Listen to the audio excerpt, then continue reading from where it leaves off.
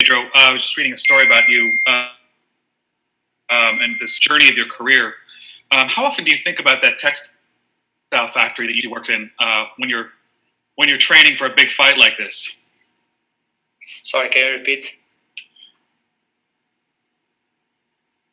How often factory you used to work at when you're training for big fights? Sorry, can you just put the volume a little bit up? Sorry, no. Sure. How often do you think about that textile factory you used to work at when you're training for big fights like this? I'm not getting that. The textile factory? The that textile. You used to work at? Sorry, textile? Factory that you used to work at before you moved to Ireland. There's a previous job. Oh, sorry. So you're talking about the job that I had before I moved to Ireland, right? Okay. Sorry, yes. Man. I remember when we made the decision, me and my girlfriend moving to Ireland. We decided, but I needed to get a job to join some money so we could establish ourselves. So I decided to get a full-time job, and that was how that I got it. And I'll tell you what, it was tough. I remember the first few days that I had. I come back. I was coming back home, and I would cry. I won't go back. And my mom helped me out. I remember she told me "Hey, Pedro, this is temporary. You are giving one step back to give 4 steps forward. So just focus on your goals and think that this is only temporary. You're not doing this for good." And those words helped me a lot because that was the words that I grabbed every single day that was my job, to deal with that acids of the tissues, the heat, the smoke of the machines, everything, was just like in pure winter when outside was like -1, inside of the factory was like 40 degrees. So imagine outside heat sometimes 40 degrees. Inside the factory was sometimes will be like 60, 70, 80, It was tough, but, that made me become mentally, made me drive more, to try hey, I'm doing this, I'm going to make it happen. And I'll tell you what, on the last day of that job, I was the happiest man in the world. Well, at what point did you become a full-time fighter in Ireland? When did you quit the job and say, I'm a full-time fighter, I'm quitting this hospital job? I became a full-time fighter 2 weeks before the Daniel Crawford fight, so my first Bellator fight. So I quit, and I remember I went to the gym, and the guys asked me, "What are you doing here? You're supposed to work." I was like, "I quit." And he asked me, "Why did you quit?" And I say to all of them, I quit because I don't want this idea in the back of my head, "Hey, Pedro, if you lose, you still have your job to pay your bills." And I didn't want that. I didn't want none of that kind of negative ideas on my head going to that fight, because that was at the time the fight of my life, the opportunity of my life, especially because it was one fight deal, so I needed to get that win. I remember going to 1 week before going to London, that I was living with one friend of mine, and I had to ask him, to borrow some money because my bank account was at 0. And I still remember my words. I was like, "Hey, Luis, listen, can you borrow me some money? And I'll go out there. I'm gonna beat this guy, and I'll give you the money back." And that was exactly what I made happen. I beat one of the best prospects in Europe. I got myself a contract, and I became a full-time fighter. And do you? What's the split between you living in Dublin and where you're from in Portugal?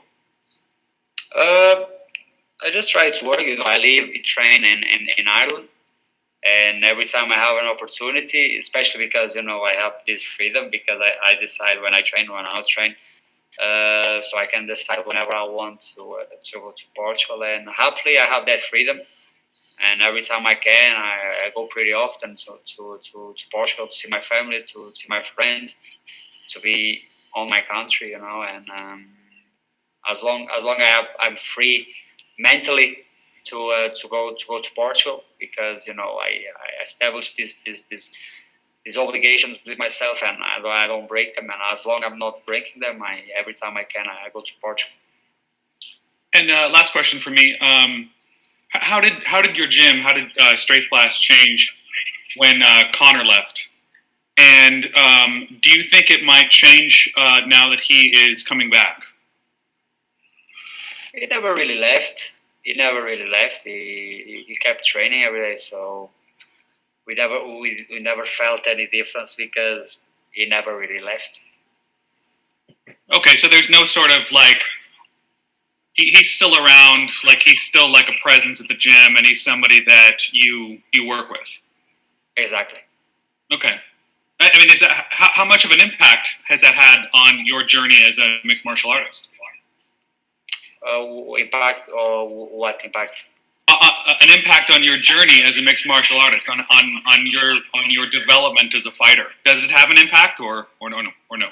But what had an impact? Sorry. But Conor McGregor's presence. Yeah, of course he has an impact, especially when he was training for the Cerrone fight. You know, I could have a closer look, so I could learn some things just by looking at it, by you know the approach to some aspects. So you know you can learn from everything, from absolutely everything. You just have to have you know laser eyes, and if you want to learn with everything. And when I'm talking about a guy that made so much on this sport and achieved so much, you know, that's a lot of things you can learn from him, and I learned a lot of stuff from him. Steve? All right, Pedro, thank you for the time today. You were scheduled to have this fight back in March before the pandemic changed everything, but it's been even longer than that since your last fight with Sam Cecilia. How has being laid off from fighting this long affected you mentally? I'm going to tell you why. It affected me a lot mentally, but positive wise, you know. All this time, all these adversities, you know, adversities for me, I always become them positives for me. Every time I have an adversity in my life, no matter how big it is, I make sure that I make it a positive in my life, in my career. And all these setbacks, all these postponed things, COVID, etc., I become a huge positive. And right now, because of all this, right now I'm 30,000 times a better fighter, a stronger fighter mentally, and a wise fighter. You know, because of fight IQ. And I can tell you that that all is because of this adversity. You know, that just made me keep training, keep work, keep focused. When we didn't have any sort of idea when we will be back and all that. So it had an effect, really positive, I'll tell you that. When the selection show took place, I remember Pitbull made a very interesting comment. He said, Pedro has a big mouth and I want to shut him up. And yet we've seen nothing but respectful words from you. It doesn't seem like you have a big mouth. What did he mean by that? I'll tell you what they mean by that. Patrcio Pitbull likes to victimize himself. That's what he likes to do. Every time he has an opponent, or at least with my experience, is like he always say these things that I speak a lot, that I this and that.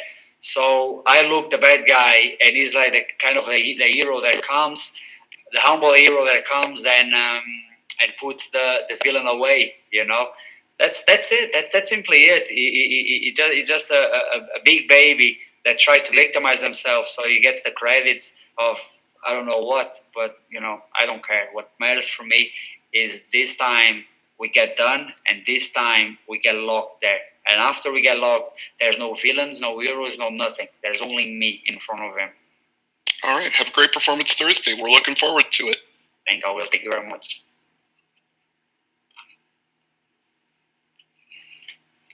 Hey Pedro, how's it going? How's it going? Not too bad. I wanted to ask about these level 5 restrictions we've been in for the last few weeks here in Dublin. Have they affected your training at all? I spoke to Brad Katona about this. It seems like there are ways you get around it. Obviously, with the elite athlete program the Irish government allow. How did level 5 affect you? I'll tell you this. I was extremely lucky. I was like extremely lucky because when the Irish government announced officially on the day that they will go to level 5, that was the exactly same day that my camp got over. So I was extremely lucky on that part because when we got shut down, I was getting ready and packed to come to US. So yeah, like.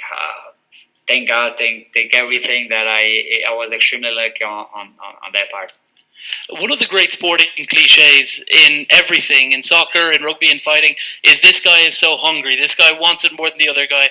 However, it has become part of your style of fighting. When you look at the Daniel Crawford fight, that was absolutely probably the reason why you ended up getting that win in that particular fight. How much has this last few months just focusing on Patrcio Pitbull, the pain of losing out on the fight in March, how much has that fed that desire within you? Oh, big time. You know, like I consider myself a self-motivated guy because I have these goals on my head. I want to prove to the world that I'm the best in the world, and that's all I need. That's all I need to get up every single day to go to work and give my absolutely best in every single session. And day after day, I'm more hungry and hungry. And absolutely, after I saw my first world belt opportunity gone away because of this COVID thing. It was frustrating, but immediately it just gave me this fire focus. Like it's like every time someone said that I won't make it, every time someone said that I won't be able, that I'm not good enough, and that words just give me an extra fire to prove them wrong.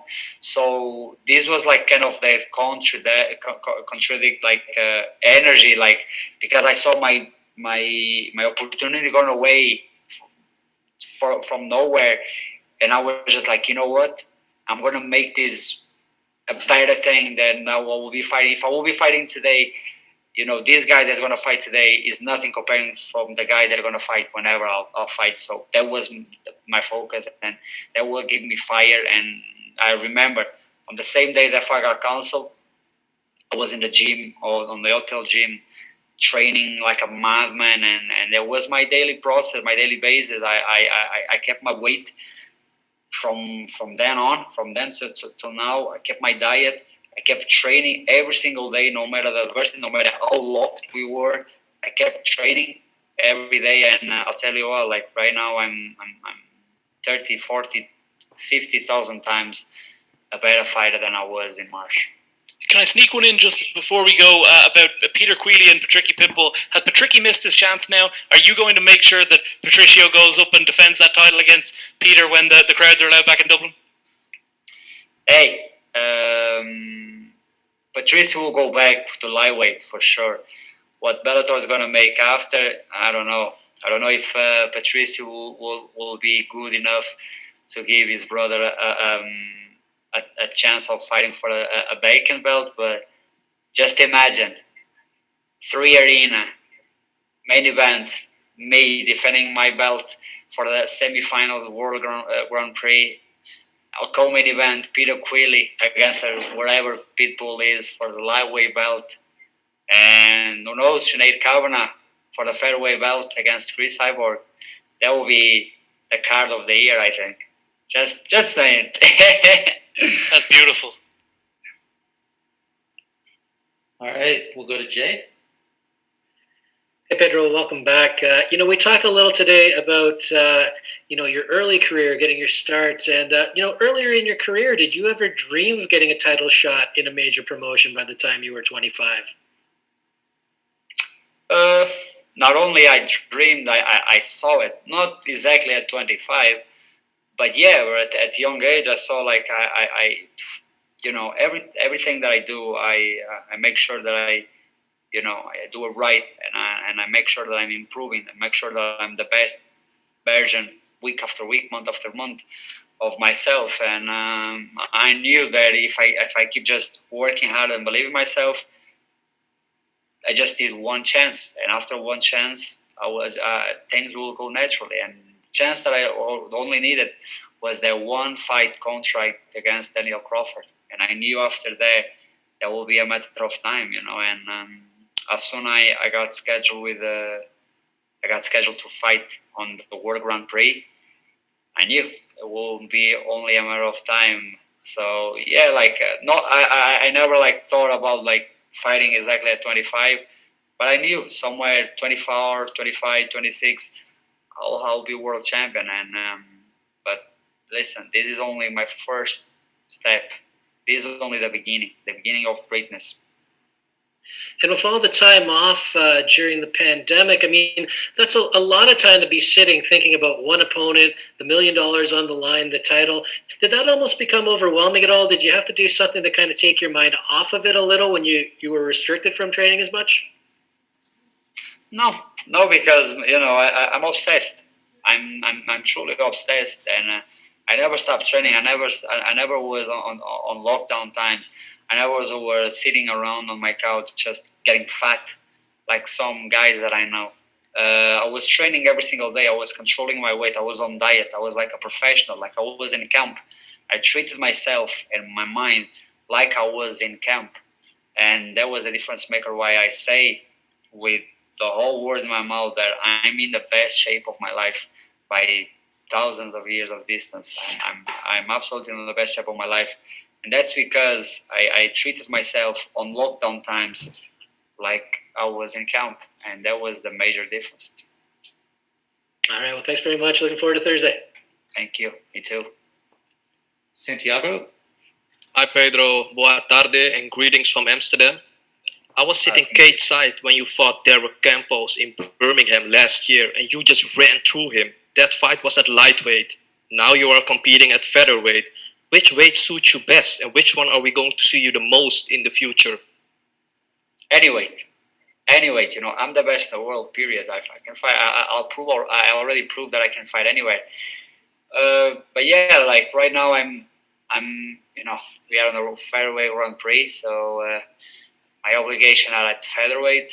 I will become world champion at featherweight. We'll finish this tournament as featherweight champion. And then we'll see. I love to fight at lightweight. I feel great at lightweight. I can eat more. But yeah, we'll see. But featherweight or lightweight both suit me well. Of course, in both of them, I gain some and I lose some on both weights. But I perform the way that I want on both divisions. Pedro, the Portuguese national football team is so stacked right now. Of course, there's the big boss, Cristiano Ronaldo, but now you also have Bruno Fernandes, João Felix, Diego Jota, Bernardo Silva, and the list goes on. Are you proud to see a team with so many quality players in Portugal right now? Yeah, I think, and if you have a closer look, you see that all across the sports. You see in every single sport, you see a world champion in Portugal. I'll be honest with you. I'm not kidding. I lost accounts of the amount of European and world champions across all the sports that we have. I think we, for a small country, I think we just have warriors' heart. And that plays out in the sport. I think that's why we have so many world best at a lot of things. For me, the best player in the world on football is Cristiano. The best beach football player is Major, Portuguese. Futsal is Ricardinho, and then the list goes on. But I'm incredibly proud. Anything that I see a Portuguese man get success, I'm extremely proud, and it warms my heart. Obrigado, Pedro, and good luck on fight night. Thank you. All right, time for one or two more. We'll go to Simon. Hey Pedro, Simon Romero from MMA Island here. I just want to know, what has the training been like down at SBG Island?